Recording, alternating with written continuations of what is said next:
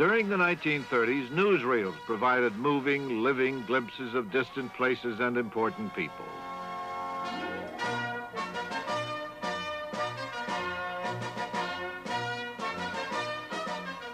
A few sophisticated American politicians realized what a wonderful outlet newsreel companies were providing them. And one of the most ardent users was Franklin Delano Roosevelt. Let me warn you, and let me warn the nation against the smooth evasion that says, of course we believe these things. We believe in social security. We believe in work for the unemployed. We believe in saving homes. Cross our hearts and hope to die. We believe in all these things. But we do not like the way the present administration is doing them. Just turn them over to us. We will do all of them. We will do more of them. We will do them better. And most important of all, the doing of them will not cost anybody anything.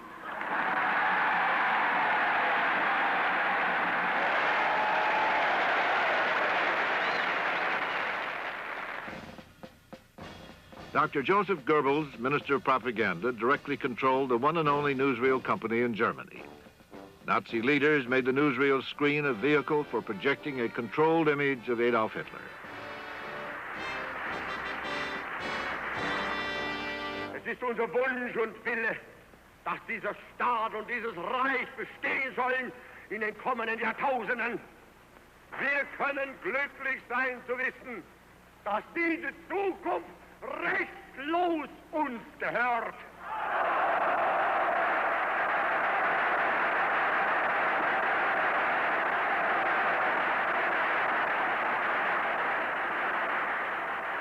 Wenn die älteren Jahrgänge noch wanken werden könnten, die Jugend ist uns verschrieben und verfallen mit Leib und mit Seele.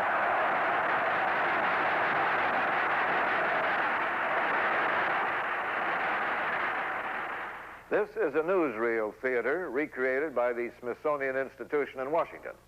We'll be talking about style and charisma and how the media were used by Franklin Roosevelt and Adolf Hitler. FDR would be the first president to fully utilize radio, and Hitler would be the first politician to take advantage of sound movies. His ranting oratory and political spectacles were particularly well suited to the new medium. Radio and sound movies would enable Roosevelt to lift up the spirits of a depressed nation and Hitler to control the mind of Germany. Newly completed Rockefeller Center became known for the radio networks it housed. Radio was entertainment, and news broadcasts provided a remarkable window for Americans locked to their living room radios by the Depression.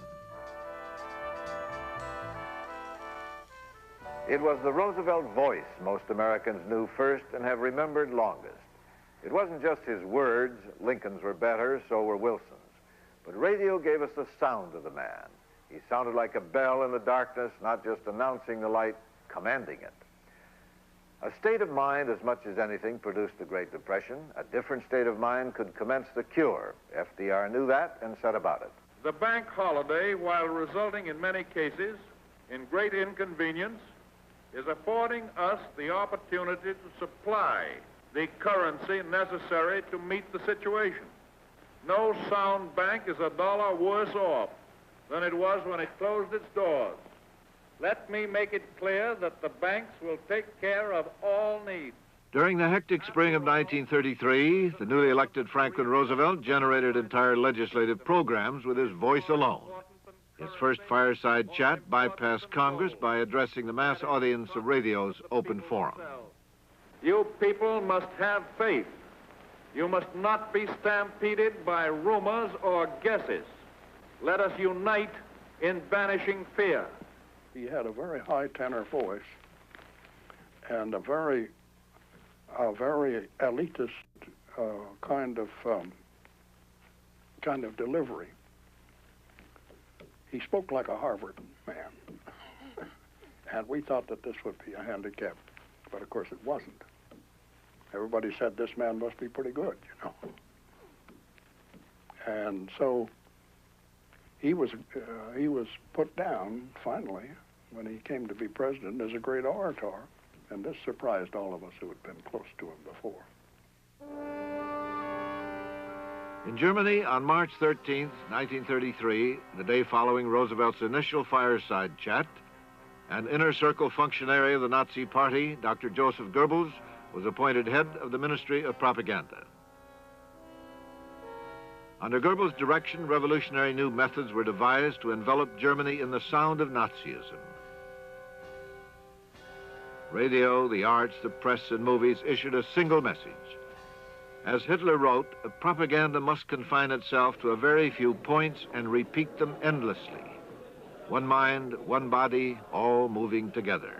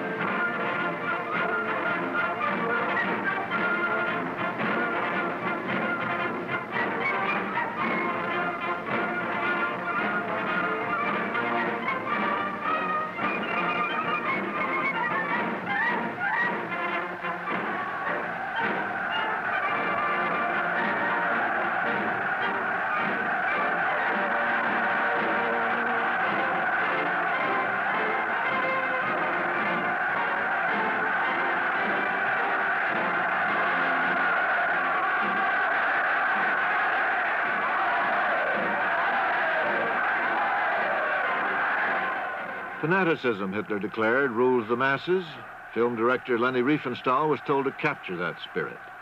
She was given virtually unlimited funds and put in charge of staging for film the spectacle of a people affirming the Nazi litany in numbing cadence. Heute gemeinsam am Werk. Im Hof. Und wir im Brut. Im Brut. Und wir im Sand. Im Sand. Wir deichen die Nordsee. Rück. Lange Hand. Wir pflanzen Bäume. Rauschende Felder. Wir bauen Straßen. Von Dorf zu Dorf. Von Stadt zu Stadt. Wir schaffen dem Bauern neuen Acker. Felder und Felder. Acker und Brot. Für Deutschland.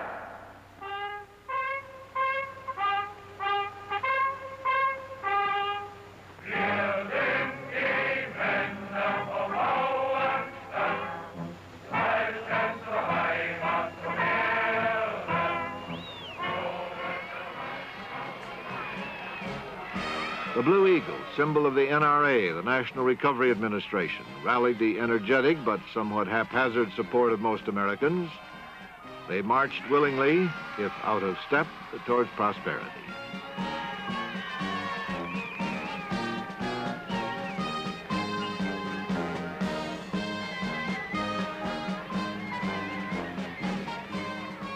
Roosevelt's ad-lib programs, his stopgap legislation, inspired high spirits and loud opposition from men like Senator Huey Long of Louisiana.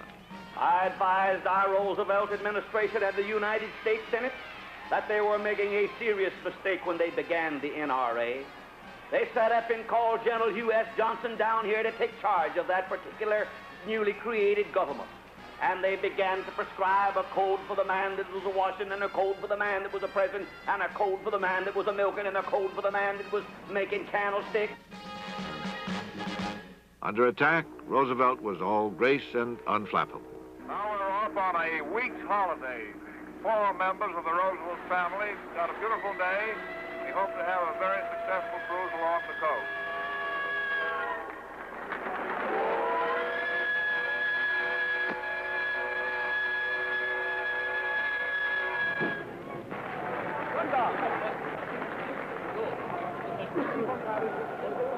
The rites of spring in Nazi Germany 1933 were the burning of books judged unfit by the state.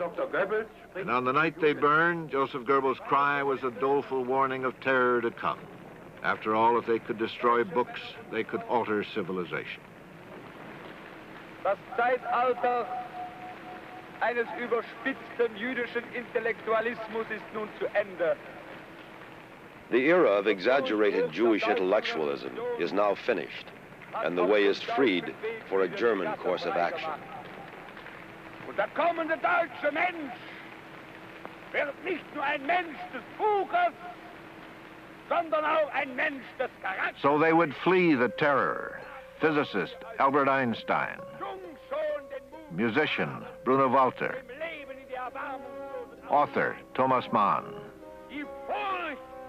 architect Walter Gropius,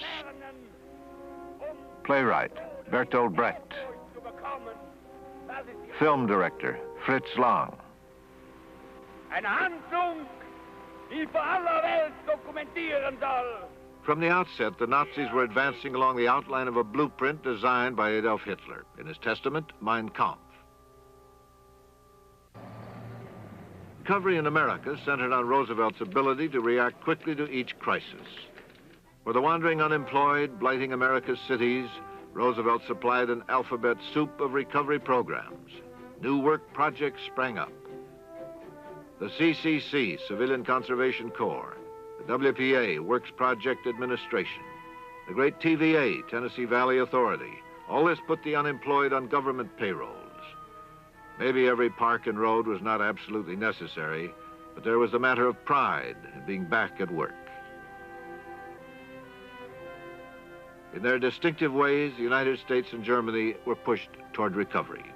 In a way, what they did was comparable to meet the problems of the Depression, but Roosevelt did it in a democratic way, and Hitler, of course, did it in the authoritarian way, which he went on with later. Hitler felt it was necessary in the beginning to convince Germans that he could make the economy prosper, and he tried to make rebuilding a matter of faith. Wir haben 4 Jahre damals uns ausgebeten. At that time, we suffered for 4 years, and we want to use these 4 years for the benefit of our people, particularly for the German worker. Typically, Hitler did not plunge into action. He moved tentatively, testing the obstacles.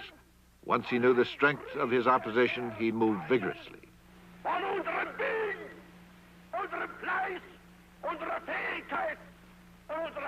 Ground was broken for the most impressive set of superhighways in the world, with the statement that work and the giving of our flesh to our country is our destiny. And how prophetic that statement would be when applied to one of the closest henchmen in the inner circle, Captain Ernst Röhm. Röhm's stormtroopers had been the stepping stone of Hitler's rise, his street thugs. With Hitler consolidated in power, Röhm felt his troops were being ignored and said so. Privately, he considered revolution against Hitler's alliances with the industrialists. Goebbels uncovered the plot and informed Hitler of Röhm's potential treason.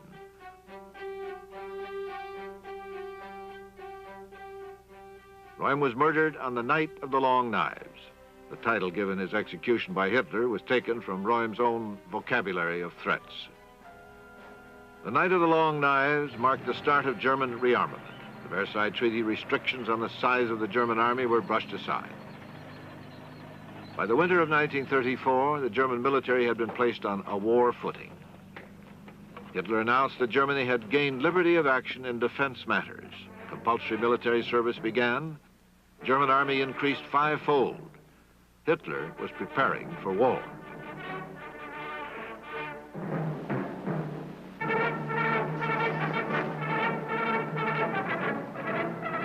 Hitler had been slapped briskly on the wrist by Franklin Roosevelt for his stance on rearmament, and by French and British diplomats as well.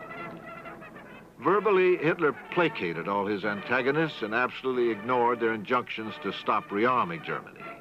Ironically, the challenges stopped as the German army grew larger, stronger, and more menacing.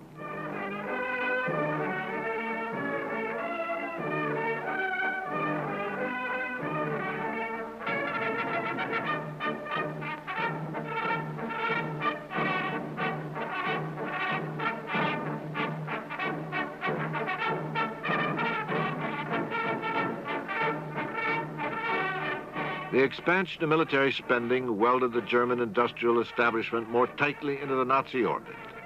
With the economy brightening and military strength growing, Hitler cynically demanded not war, but peace. Whoever lights the torch of war in Europe, he said, can expect nothing but chaos.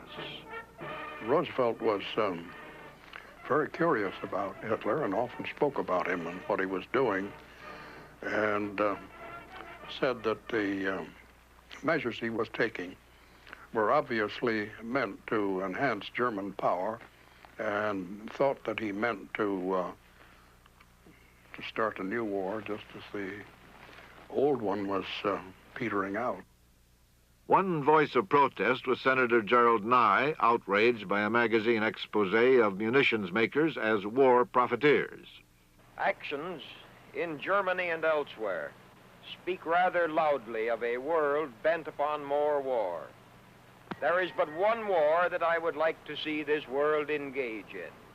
That is a war which would find civilization making war against the private munitions makers the world over. Success for civilization in such a war, I think, would rather clearly reveal what is largely behind this agitation for larger preparation for war. Pushed by Nye's righteous anger, America turned toward formal non-involvement. In August of 1935, the first Neutrality Act was passed by Congress.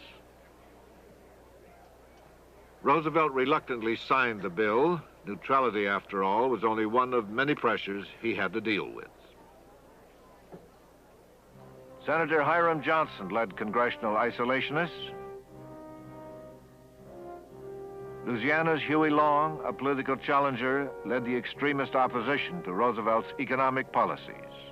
Share the wealth was Long's platform and insistent cry. Father Charles E. Coughlin propagandized against America's joining the World Court and claimed a personal victory over Roosevelt. He gathered an anti-Roosevelt coalition around him, preaching, think Christian, act Christian, and beware of world Jewry. William Randolph Hearst condemned Roosevelt's New Deal, calling it the Raw Deal. And McCormick's Chicago Tribune was persuading readers that Roosevelt's administration would bring only destruction. People of America, know the heart and know the purpose of their government. They and we will not retreat.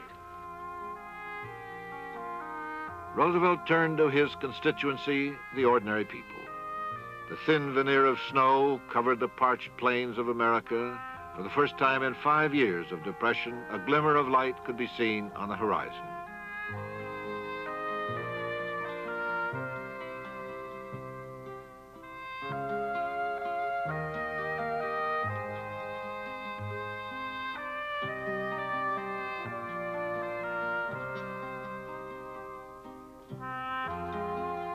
It was a time for hoping, it was a time for smiling, it was a time when the brave words heralding the fight against fear seemed to have real meaning.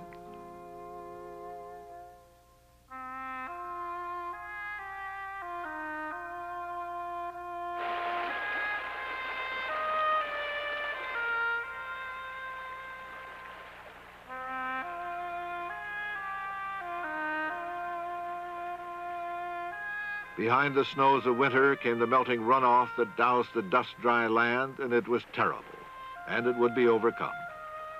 What I have seen confirms me in the belief that I've had for a long time that we're going to win on this problem. To keep people going who've lost their crops and lost their livestock. A cooperation with nature, instead of going along with what we've been doing in the past, trying to buck nature. We've got to have the cooperation of the people in the cities as well as the people on the farms. It's just as much their problem as it is the problem of the farmers themselves.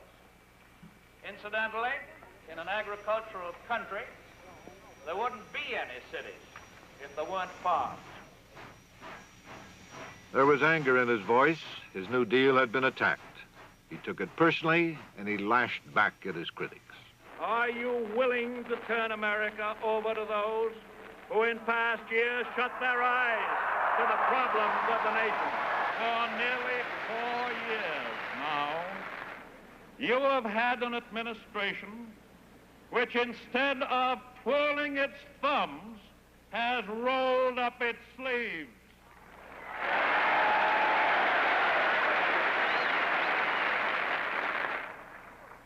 And I can assure you that we will keep our sleeves rolled up. Despite what happens in continents overseas, the United States of America shall and must remain unentangled and free.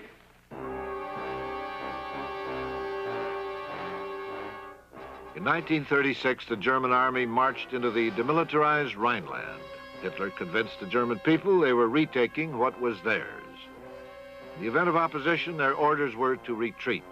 There was no opposition.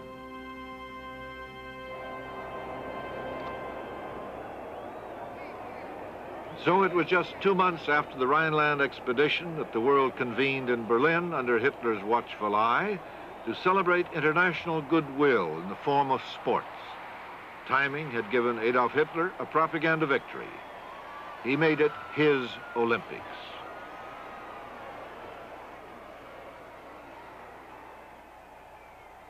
The Depression was easing in both the United States and Germany for different reasons.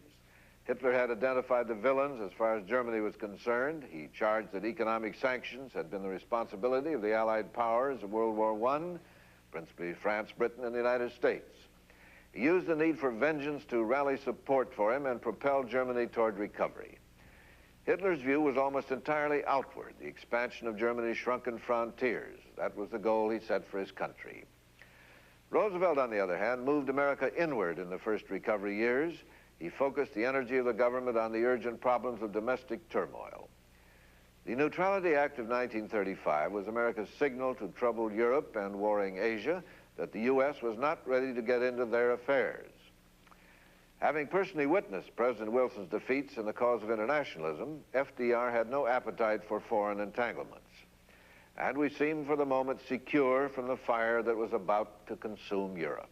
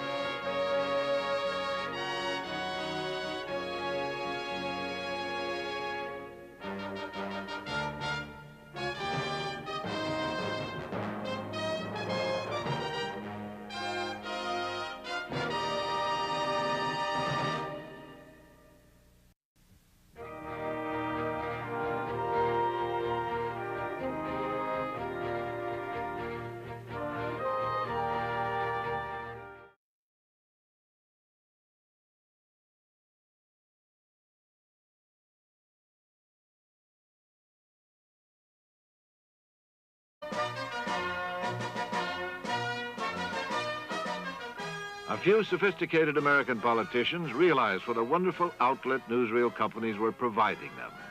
And one of the most ardent users was Franklin Delano Roosevelt. Let me warn you, and let me warn the nation, against the smooth evasion that says, of course we believe these things. He controlled the one and only newsreel company in Germany. Nazi leaders made the newsreel screen a vehicle for projecting a controlled image of Adolf Hitler. Es ist unser Wunsch und Wille, dass dieser Staat und dieses Reich bestehen sollen in den kommenden Jahrtausenden. Wir können glücklich sein zu wissen, dass diese Zukunft restlos uns gehört.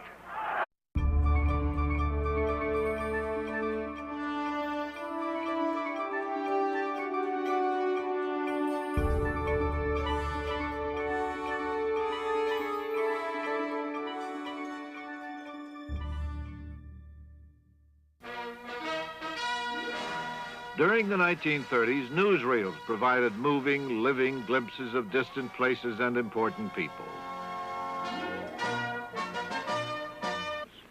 We believe in social security.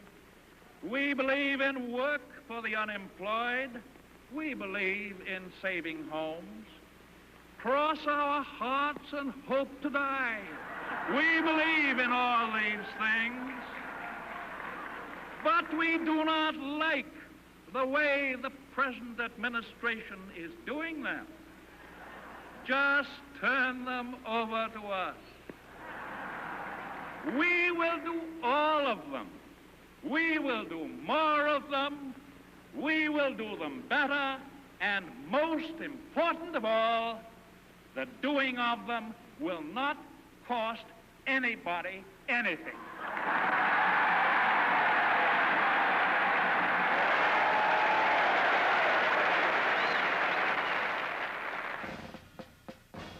Dr. Joseph Goebbels, Minister of Propaganda, directed